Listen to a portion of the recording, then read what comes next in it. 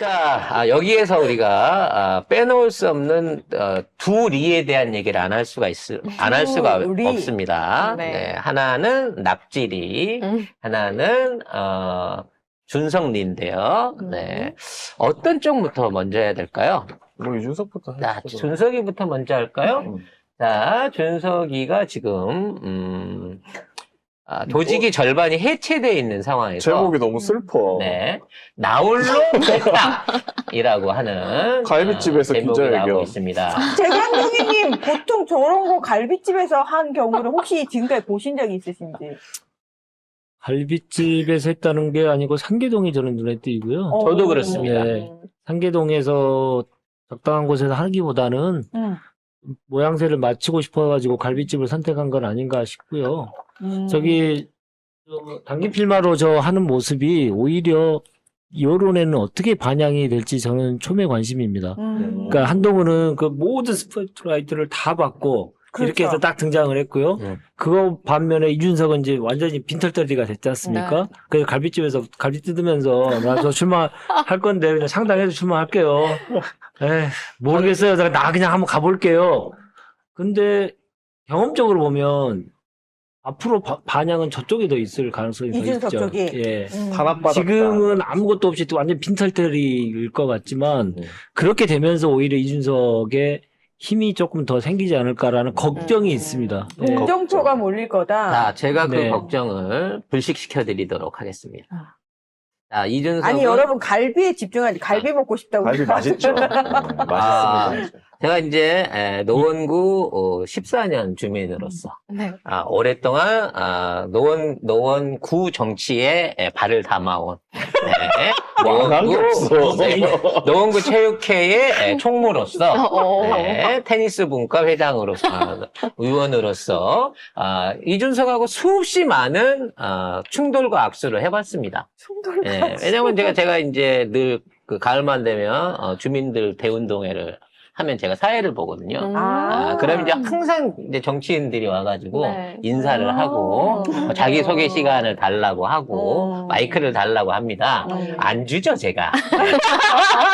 제가 마이크 뺏기는 스타일이 아니거든요. 맞아요. 네, 근데 그때부터 지금도 혼자 이제 이렇게 이준석이 좀 남다르다고 느낀 건 있어요. 뭐냐면 보통 이제 정치인들은 와서 인사하고 나면 그냥 다 가요. 가지 빨리 가지 다음 일정. 근데 준석이는 남아갖고 어르신들이랑 막걸리를 먹으면서 시간을 그렇게 많이 때우고 갑니다. 네. 그리고 이제 하버드 출신이라 그래서 그런지 특히 그 학교 행사, 졸업식, 입학식, 부르지도 않았는데 그래서 꼭 자기가 축사를 한다고 거기 가고 또 이런 걸 합니다. 그래서 진짜 공은 많이 드리긴 많이 드렸어요. 그렇기 때문에 저는 제가 비록 3선 낙선을 했지만 뭐 김성환이라고 하는 전직 구청장 출신의 워낙 강력한 경쟁자가 있어가지고 그 전에는 이제 안철수한테 밀린 거고 있었기 때문에 이번에도 사실 여기서 나온다면 힘들 걸로 봐지지만 그럼에도 불구하고 노원이라는 지역을 못 떠나는 이유를 좀 이해를 할 것 같아요. 일단 이준석은 팽당한 겁니다. 네. 원래 윤석열과 박근혜가 만나가고 산책하면서 누나 동생 하고 있을 때 이때까지만 하더라도 TK 집은 나눠받는 걸로 철석처럼 믿고 있었어요. 이거 아예 갔었지. 네, 아예 그래서 대구로 지역구 옮겼어요. 사실상. 눈물 콧물 딱딱 찍으면서 또 쇼할 겁니다. 네. 이준석 쇼를 또 할 건데. 그래서 이제 그쪽에 건너가가지고 대구 공천 절반 주면 자기가 젊은 층들 전부 다 흡수해가지고 이번에 지난번 선거 때 내가 20대 표 몰아줘갖고 네가 이긴 그렇죠. 거잖아 이러면서 자기 지분을 강력하게 요구할 거고 아무튼 PK, TK 지역 공천 절반은 우리 거다. 20석 이상 내가 만든다라는 꿈에 부풀어 있었다는 거죠. 근데 윤석열이 박근혜를 만나고 나서 배신 때릴 줄 알았다 그랬잖아. 한 달 만에 입장이 바뀐 거예요. 왜? 특검법과 비올이 터진 겁니다. 그렇게 되다 보니까 더더욱 반탄이 필요해진 거예요. 그렇게 돼서 준석이한테 줄 지분을 그냥 내가 갖기로 결심을 바꾼 거죠. 그리고 한동훈을 등장시킨 겁니다. 그래서 공동선대위장을 시켜주지 않을까라는 기대를 갖고 있었던 이준석은 혼자서 마음껏 사이드를 부풀렸어요.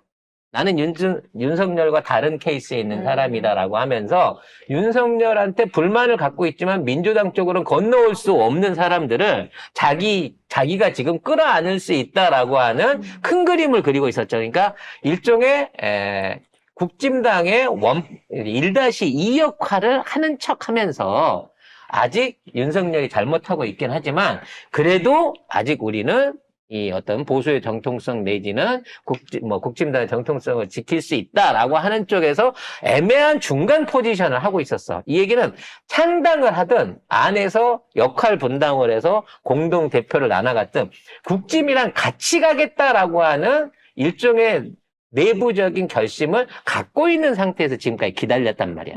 근데 한동훈이 나타나면서 만날 필요 없다. 지금 이런 인사들이랑 만날 때 아니다. 라고 딱 선을 긋는 순간 어떻게 돼요? 이상민이도 전화 오긴 틀린 거고, 이낙연이도 전화 받긴 틀린 거고, 거긴 이제 검찰에서 전화 빨리 오겠지만, 이준석한테도 전화 안 오는 겁니다, 이렇게 되면. 아, 이낙연은 검찰에서 전화 받나요? 그렇죠. 너 제대로 못하더라? 동생부터 깎아? 이렇게 오는 거죠. 그럼 이렇게 된 상황에서 이준석은 배신을 당한 겁니다. 근데 문제는 뭐냐? 이준석이 믿는 건 20대, 30대 젊은 청년층한테 인기가 있다는 거잖아요. 그래서 그 젊은 층한테 있는 내 거는 못 건드릴 거야 했는데 밑에 있는 애들을 빼가기 시작한 거야. 그렇지. 이준석 밑에 있는 젊은 애들을 빼가기 시작하면서 그 애들을 이제 아마 비대위원 말석에 12명의 비대위원 말석 안에 참여를 시킬 움직임을 보이고 있는 거예요. 그러니까 천하용인이라고 뱉고 있던 애들 중에 이미 둘이 빠져나간 거고 거기에 본인이랑 그 같이 동반을 하던 장해찬이도 이미 배신을 때린 거기 때문에 이준석은 완전히 윤석열한테 뒤통수를 맞은 거예요. 그래서 원래 이준석이 정상적으로 신당 출범을 한다 그러면 이거는 대구 가서 해야 됩니다. 대구에서 신당 출범 선언을 하고 대구 쪽에 있는 사람을 끌어모아서 나중에 국짐이랑 합치겠습니다라고 하는 중간 양발을 걸친 포지션에서 이걸 출발을 해야 되는데 대구 쪽에 이미 연판장이 돈 거예요. 준석이는 버렸어. 국짐 사람 아니야. 준석이 쪽에 붙으면 우리 쪽에 공천 받는 거는 주제 캐비넷 깐다라고 이게 풀려지니까 대구 쪽에서 출마 선언을 못하게 된 거란 말이에요. 그런 와중에 갈 수 있는 데가 상계동밖에 없으니까 4개월 만에 상계동에 돌아온 거예요. 그 저 지역이 향계 역 앞에 있는 갈비집인데 그렇게 그닥 맛은 없어요. 네, 가격은 싸지만. 가격이 싸서 그럼 좀 잡은 거예요? 싸서 그런가? 하지만 저기 가갖고 잡은 이유는 엉뚱한 데 있다는 거죠. 이제 이준석이 던질 수 있는 마지막 카드는 나는 팽당했습니다. 동정표를 이끌어내는 거예요. 그렇죠. 그 동정표를 돌아온 탕아 얘기하겠죠. 그 돌아온 탕아가 동정표를 이끌어낼 수 있는 계층은 20대하고 70대예요. 그러니까 저쪽 동네 가면 이준석이는 아직도 저런 상가나 이런 쪽에 가면 우리 준석이에요. 어르신들한테 우리 준석이가 참 예의 바르고 마이너스 3선 활동을 많은 활동한 많이 가갖고 막걸리 해드렸으니까.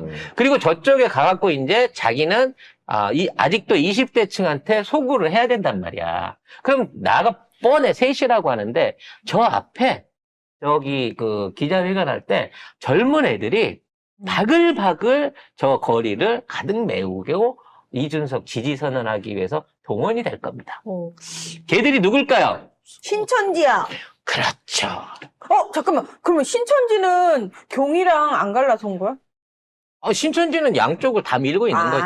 그게 애초에 대구에서 몰표를 받아가지고 이준석이 대표가 돼서 신천지에 영향이 있었지만 뭐 이런 얘기하면 저만 쭉 해오던 얘기 새삼스러운 얘기 안 해. 전에도 얘기했었어. 노원 이쪽에 노원 상계 이쪽에 신천지 교회들 그러니까 이 간판이 신천지라고 안 걸려 있는 교회들이 겁나 많고요. 그리고 그쪽에서 일종의 기숙을 하고 있는 젊은 애들 숙소가 다 그쪽에 있습니다. 그러니까 노원에 있는 상계 9단지, 10단지 그 뒤에 있는 보람 아파트 이쪽에 가면 실제로 그 아파트 안에 5명, 6명이서 이렇게 조직돼 갖고 거기서 같이 살고 있는 합숙소가 있어요.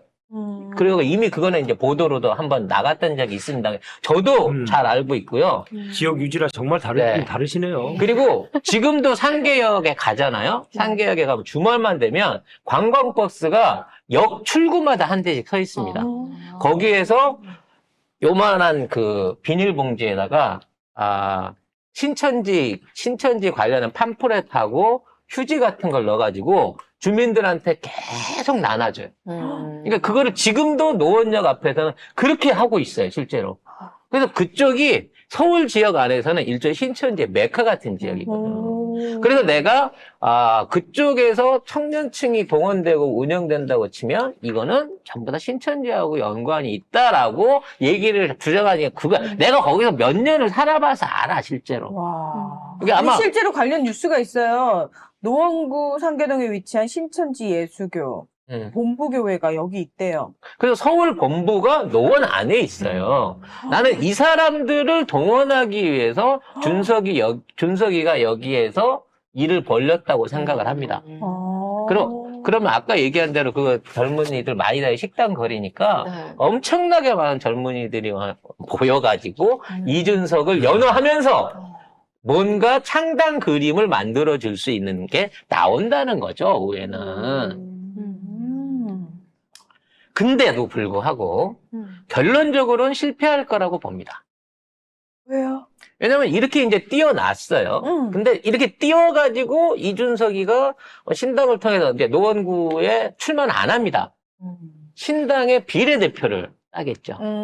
왜냐면 지역구로 나가면 김성환 현 의원한테 안 돼. 네. 죽었다 깨나도 안 돼. 네. 이거는 해보나 마나야. 그러면 이 상황에서 달 수 있는 방법 대구 공천을 못 받게 됐으니까 신당을 해서 비례 2번, 3번을 해야 되는 거예요. 그럼 이제 1번 안 하고? 응? 1번 일본은 여성. 못하지. 여성을 하게 돼 있으니까. 그래서 아. 2번, 3번 비례를 지 이름으로 걸어놓고 어떻게든 이걸 따기 위해서 앞으로 신당으로 이제 아무튼 승부를 보려고 나설 거라는 거죠. 근데 그 파급력이 얼마나 될 것인가야. 그 파급력이 높아진다고 생각하면 검찰은 성적대로 캐비넷을 깝니다. 동훈이는. 그렇죠. 20번 이상 남이니까. 네, 20남이니까 뭐 자기 말로는 방에는 들어갔지만 하진 않았다는데 그 소용없어요. 일단 방에 들어간 순간 이 접대로 끝납니다. 그거는. 그러니까 방을 왜 들어가냐고. 응? 방 자체를 들어가면 안 된다고. 뭐 술 먹은 거부터 문제가 있으니까. 그래서 그렇죠. 이거는 이제 아무리 회나 5만 원으로 까도 100만 원이 넘잖아요. 네. 그렇기 때문에 일단 기본적으로 뇌물 공여를 못 벗어나기 때문에 입후보도 못해요. 이거 까면. 결과적으로 어느 정도를 주워 모은다고 하더라도 네. 국짐에 항복하지 않는 상황에서 정상적인 이 국회의원 배지를 딸 가능성은 없어진 거죠. 네. 결과적으로 이렇게 되면 뭐 유승민의 합류, 뭐 이낙연의 합류, 이상민의 합류, 택도 없어진 거죠. 네. 한동훈이 나선 이상 이제는 이준석이 말하자면 자기 뺏겼던 참모들과 지지층까지 전부 다 토해낼 수 있도록 캐비넷이 열리는 시기만 빨라질 거다. 이준석의 잔머리가 자기 무덤을 판 거죠. 무덤을 판 거고요. 네. 그네 언니의 영향력을 너무 믿은 것이죠. 그네 언니가 끝까지 나를 돌봐줄 것이다. 내지는 나는 그네 언니의 사람이다라고 스스로 착각을 하고 있는데. 박근혜 키즈. 네. 왜냐면 그때 박근혜 키즈가 된 거는요. 박근혜가 이명박 까고 말하자면 그 비대위원장 할 때 청년 몫으로 여기저기 꽂아놓을 거 없다가 보다가 자기 뭐 경제 개인 교수라고는 유승민 친구 아들 그냥 눈에 띄어서 하버드 한에 눈에 띄어서 갖다 얹은 거예요. 근데 그 감투를 달고 얘는 리베라 갖고 20번 접대를 받아버린 거 아니야, 그 당시에. 그러니까 결과적으로 얘는 그닥 박근혜하고 큰 연관성이 없어. 그냥 유승민의 액세서리로서 비대위원으로 그냥 그 당시에 이름을 올렸을 뿐인 거지. 정말 제대로 됐다 그러면 저기 비례대표직이라도 하나, 의원직을 하나 내려줬어야지. 근데 그때부터 계속 팽당한 사람이기 때문에 결코 자리를 얻어 쓸 수 있는 위치에 있지 않다는 거예요. 근데 이제 와갖고 이제 나불대기 시작하면서 한동훈 까기 시작하면서 반대편에 선다? 한 번도 안 하던 윤석열, 김건희를 까기 시작한다? 바로 캐비넷 열리는 겁니다. 아니, 죄 없는 송영길 대표도, 자기 민생연구소 그쪽에 후원금 받은 것 때문에 그걸로 잡아갖고 후원금 준 사람 자살하게 만들고 지금 구속을 시켜가지고 면회도 안 시키고 있는데 20번 성접대를 받았다고 하는 녹취록이 나와 있는 이준석이가 어떻게 구속을 안 면하겠냐고. 그러니까 이준석은 오늘 해갖고 자, 행사를, 이벤트를 크게 치른 거죠. 그러면서 어필하겠지. 나 아직 이만큼 쓸모 있어요. 나를 버리지 마세요. 라고 하는데, 모였는데, 안 모였어. 생각보다 사람이 없어. 모았는데 안 모인 거죠. 그러면 신천지가 이미 한동훈이랑 통한 거지. 건이랑 통한 거지. 신천지 측에서 전화를 받을 수도 있겠네요. 그렇지. 그럼 신천지에서 전화 받고 보내지 마. 그럼 합숙소로 전화 안 가요. 거기 가서 문 두들리고 내일 이따가 꼭 3시에 나와야 돼 했어도 전화 안 주면 안 온다고 애들. 3시에 과연 그 거리가 미어 터지느냐 아니면 한산하냐에 따라서 오늘 이준석의 운명이 결정되는 날인 겁니다. 이따 3시에 우리 꼭 생중계 봐야 돼. 갈비집 한번 궁금하네요. 가서 네, 갈비 먹어보고 싶으신 분들은 한번 상계역 앞에 있으니까요. 한번 가보시는 것도 괜찮을 것 같네요.